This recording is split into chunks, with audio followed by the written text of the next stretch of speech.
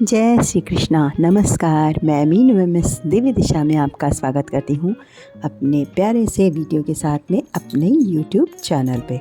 तो ये वीडियो बहुत लंबा नहीं है, बहुत छोटा सा वीडियो है, तो आप वीडियो के अंत तक रहिएगा। और अगर आप पहली बार मेरा वीडियो देख रहे हैं तो चैनल को सब्सक्राइब कर लीजिए, क्योंकि मैं बहुत बहुत सुंदर सुंदर कथाएँ आपके पास में पेश करने वाली हूँ। हर वीडियो आपको देखने का मन करेगा। तो अगर आप पहली बार मेरा वीडियो देख रहे हैं तो चैनल को सब्सक्राइब करके बेल आइकन को दबा लें और वीडियो के अंत तक जरूर रहें। आज मैं चर्चा कर रही हूँ गोवध द्वादशी।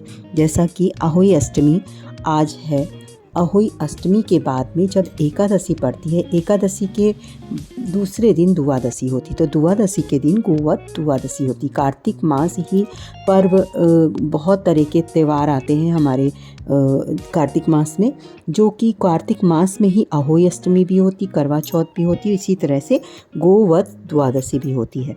तो एकादशी के दूसरे दिन वाली जो द्वादशी होती है उसमें गोवध द्वादशी होती है, और इस दिन गाय बछड़ों की पूजा की जाती है। और इस दिन जो है सब लोगों के अपने घर के अपने तरीके हैं, कौन क्या मानता है, लेकिन हम लोग जो है मूंग की दाल, उड़द की दाल या चने की दाल से बना हुआ कोई भी सामान या फ्रूट्स में, या फिर हम जो है इस तरह का सामान, ये मखाने हो गए, इस टाइप की चीज़ें खाते हैं, और इससे बना हुआ कोई भी प्रोडक्ट खाया जा सकता है।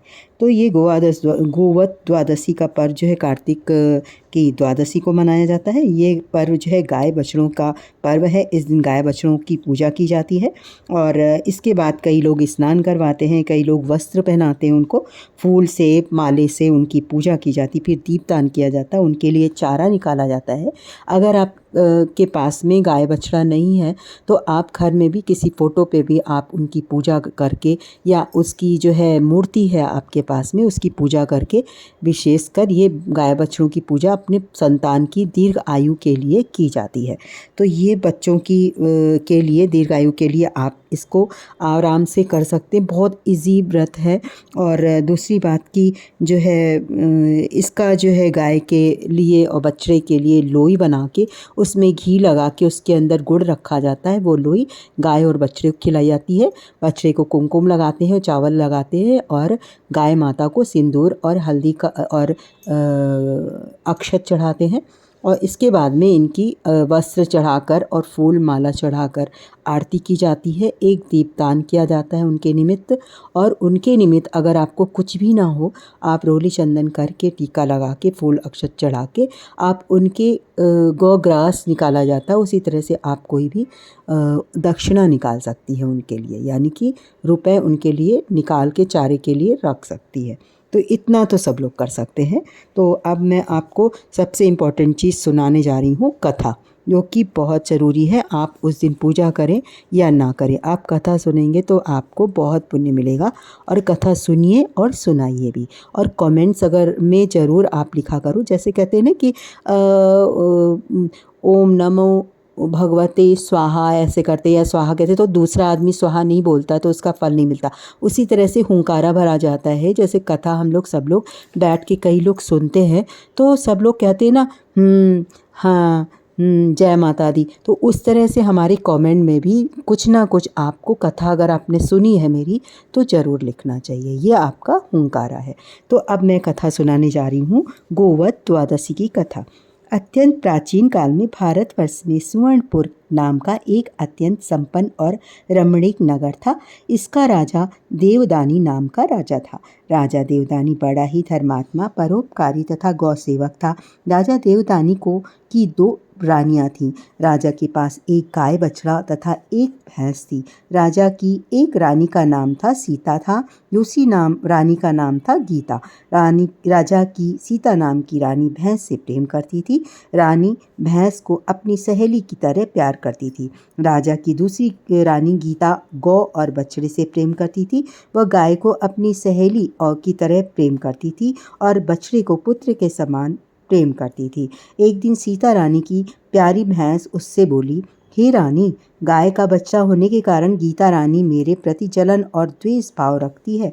इस पर सीता रानी ने भैंस को सांत्वना देते हुए कहा, तुम चिंता मत करो, मैं सब ठीक किए देती हूँ। इस पर सीता रानी ने गाय के बछड़े को काटकर उसी दिन गेहूं की बोरी में दबा दिया। इस बात का किसी को भी पता नहीं चल पाया। जब राजा देवदानी भोजन करने आए तो उसके सारे महल में मांस की वर्षा होने लगी। चारों तरफ मांस के लोथड़े और रक्त बिखरा हुआ दिखाई देने लगा। खाना पकाकर जो उत्तम स्वादिष्ट भोजन रखा गया था वह मल तथा विष्ठा पखाना के रूप में बदल गया। यह सब देखकर राजा चिंतित हुआ। वह सोचने लगा कि इस देवी प्रकोप का क्या कारण है। यह उसके किस पाप का फल है। राजा सोच ही रहा था, उसी समय आकाशवाणी हुई, हे धर्मात्मा राजा, देवदानी तुम्हारी रानी सीता ने गाय के बछड़े को काट कर गेहूं की बोली में दबा रख दिया है, उसी के कारण यह सब हो रहा है। राजा इस आकाशवाणी को सुनकर बड़ा क्रोधित हुआ। उसे बड़ा क्रोध आया। वह विचार कर ही रहा था कि क्या करें क्या ना करें कि इसी समय दोबारा फिर आकाशवाणी हुई, हे राजन, कल गोवध द्वादशी का व्रत है। इस दिन तुम अपनी भैंस को शहर से बाहर निकाल कर गाय और बछड़े का मन में ध्यान कर उनकी पूजा करना। गाय भैंस का दूध तथा कटे फलों को मत खाना। साथ ही गेहूं के बने किसी पदार्थ को तुम मत खाना। ऐसा करने से तुम्हारा पाप कट जाएगा और तुम्हारी रानी द्वारा काटा गया बछड़ा भी जीवित हो जाएगा। इधर सायंकाल जब रानी की गाय वन से लौटकर आई तो वह भी अपने बछड़े के बिना बड़ी बेचैन होकर रंभाने लगी। दूसरे दिन राजा देवदानी ने आकाशवाणी के अनुसार ही सब कुछ किया। पूजा करते समय जैसे ही राजा ने गाय के मृत बछड़े का स्मरण किया, वैसे ही वह गेहूं के ढेर से निकलकर जीवित होकर उसके सामने आ गया। यह देखकर राजा बड़ा प्रसन्न और संतुष्ट हुआ। राजा ने उसी दिन अपने संपूर्ण राज्य में गोवध द्वादशी का व्रत करने की घोषणा अपने समस्त प्रजाजनों में करवा दी। हे गोवध द्वादशी माता, जैसे आपकी कृपा से गाय का बछड़ा जीवित हो गया, वैसे ही आपकी कृपा सबको मिले। आप इसी तरह सबके बच्चों को जीवित रखना। तो ये कथा थी गोवध द्वादशी की। देखिए, अपने संतानों की लंबी आयु के लिए आप इतना इजी व्रत तो रख सकते हैं और कोई भी रख सकता है, वो इसमें कोई टेंशन की बात नहीं है। अगर फल की बात रही तो आप सेब ऐसे ही खा सकते हैं, ऑरेंज संतरा तो छील के ऐसे ही खाया जाता है। जिसमें चाकू नहीं लगाते हैं वो फल आप आराम से खा सकते हैं। जैसे केला हम खा सकते हैं, चीकू खा सकते हैं। तो आपको मेरा वीडियो कैसा लगा ज़रूर बताएं। इसी के साथ में जय श्री कृष्ण।